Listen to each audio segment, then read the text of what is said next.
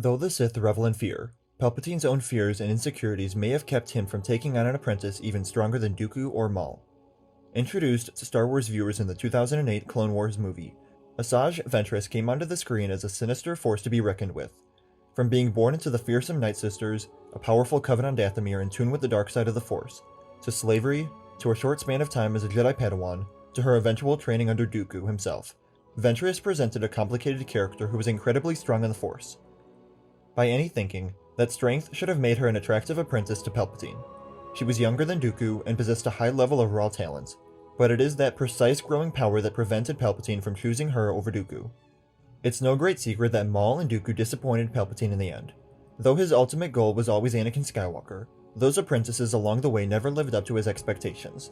Palpatine had certainly seen the power of Dathomir, training Darth Maul to be his faithful servant through the prequel era. However, Maul was famously and unceremoniously sliced in half by Obi-Wan Kenobi in The Phantom Menace. At that point, Palpatine was suddenly left without a second in command.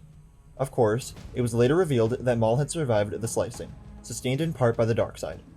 During his isolation, his disdain for his former master festered and grew, and he spent the rest of his life rallying against Palpatine and his plans. Count Dooku then became Palpatine's apprentice through the Clone Wars. As a former Jedi, and Qui-Gon Jinn's former master, he provided his Sith master with a lot of valuable insight into the Jedi Order. He was undoubtedly strong in the Force and a loyal servant to Palpatine. However, he was also an old man and not someone Palpatine planned on keeping around for too long. Dooku, however, was training his own servants by the time of the Clone Wars, Asajj Ventress. Under Dooku's tutelage, Ventress grew to be a powerful ally, aiding in Dooku's missions and learning and growing in the dark side of the Force. Dooku's own master, Darth Sidious, grew to view Ventress's natural talents and ambitious nature as a threat. Her growing powers became not an asset to him, but a possible conflict. As such, he ordered Dooku to turn on Ventress and kill her, which Dooku attempted to do in the Battle of Sullust. Ultimately, Ventress survived and vowed to seek vengeance against Dooku in return. Her natural talents combined with her burning desire to finally fit in and be accepted could have made her a powerful apprentice.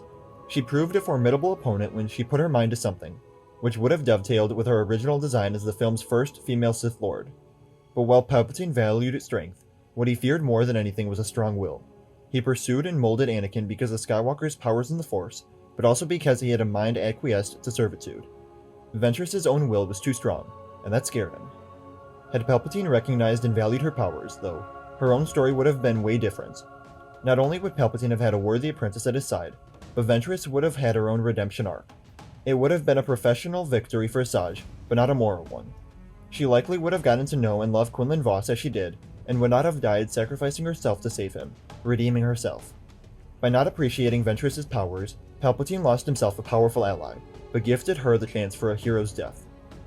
Do you think Palpatine's plan would have succeeded if he took Ventress as his apprentice instead? Let me know in the comments below. Remember to like the video, and subscribe for more Star Wars videos, and remember to follow me on Instagram, Twitter, and TikTok. Thank you all for watching, and remember, the Force will be with you, always.